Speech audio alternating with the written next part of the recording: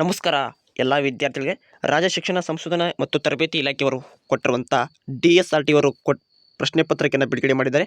7ನೇ ತರಗತಿಯವರ ತೃತೀಯ ಭಾಷೆ ಹಿಂದಿಗೆ ಸಂಬಂಧಪಟ್ಟಂಥ 6-4-2026 ದಿನಾಂಕ ನಿಮಗೆ SI2 ಪರೀಕ್ಷೆ ಇದೆ. ಇದಕ್ಕೆ ಸಂಬಂಧಪಟ್ಟಂಥ ಹಿಂದಿಗೆ ಸಂಬಂಧಪಟ್ಟಂಥ ಪ್ರಶ್ನೆ ಪತ್ರಿಕೆಯನ್ನು ನೋಡೋಣ.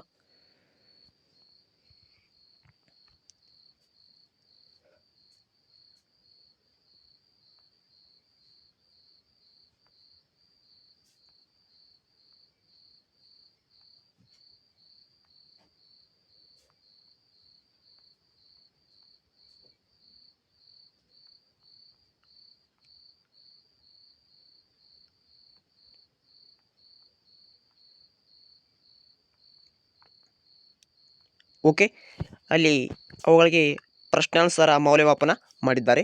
ಅವನ್ನು ನೋಡ್ಕೋಬೇಕು. ರೋಮ್ ನಂಬರ್ 5ರಲ್ಲಿ ಕೆಲವೊಂದು ಪ್ರಶ್ನೆಗಳನ್ನ ಇಂಪಾರ್ಟೆಂಟ್ ಕೊಟ್ಟಿದ್ದರು. ಅಲ್ಲಿ ರಾಜು ಬಹಳ ಬುದ್ಧಿವಂತ ಹಾಗೂ ವೀರ ಬಾಲಕನಾಗಿದ್ದನು ಎಂಬುದನ್ನು ಕನ್ನಡದಲ್ಲಿ ಬರೀಬೇಕಾಗತ್ತೆ. ಹಿಂದಿದ್ದು ಟ್ರಾನ್ಸ್ಲೇಟ್ ಮಾಡಬೇಕಾಗತ್ತೆ. ಹಾಗೆ 20ನೇ ಪ್ರಶ್ನೆಯನ್ನು ಪತ್ರಲೇಖನ ಇದೆ, ಓದ್ಕೊಳ್ಳಿ. ಸೊ ಇಷ್ಟನ್ನು ನೋಡ್ಕೊಳ್ಳಿ ಎಲ್ಲ ವಿದ್ಯಾರ್ಥಿಗಳು.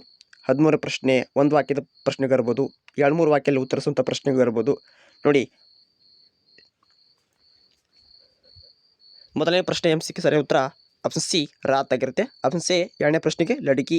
ಆಪ್ಷನ್ 3ನೇ ಪ್ರಶ್ನೆಗೆ ಆಪ್ಷನ್ ಬಿ ಬಾತೆ ಎ ಪರ್ವತ್ ಮೋತಿ ಪಹತರ್ ಹಮ್ ಕೇಳ್ತಿ ಹೈ. ಇಷ್ಟು ನೋಡ್ಕೊಳ್ಳಿ. ಪ್ರಶ್ನೆ ಪತ್ರಿಕೆ ರೀತಿ ಇರುತ್ತೆ ನೋಡಿ. ಇಲ್ಲಿ ನಿರ್ಮಲಿಖಿತ ಪ್ರಶ್ನೆಗೆ ಉತ್ತರ 2-3 ವಾಕ್ಯ ಉತ್ತರ ಇರೋದು. ಒಟ್ಟು 12 ಅಂಕವನ್ನು ಪಡ್ಕೋಬೋದು ಎಲ್ಲ ವಿದ್ಯಾರ್ಥಿಗಳು.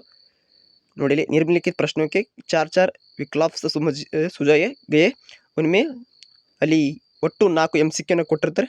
ನೀವು दिन का विरुद्धार्थक शब्द है, लड़का का अन्य लिंग शब्द है, बात का अन्य वचन रूप है, निम्नलिखित में शुद्धि अर्थ वर्तनी वाला शब्द है. ಇಲ್ಲಿ ಇನ್ನು ನಿರ್ಮಲಿಖಿತ ಪ್ರಶ್ನೆಗೆ ಅಲ್ಲಿ ರಿಕ್ತ ಸ್ಥಾನ ಬರಿ ಎಂಬುದು 2 ಅಂಕಕ್ಕೆ ಇರುತ್ತೆ. ಇಷ್ಟು ಓದ್ಕೊಳ್ಳಿ. Okay, thank for watching. Have a nice day.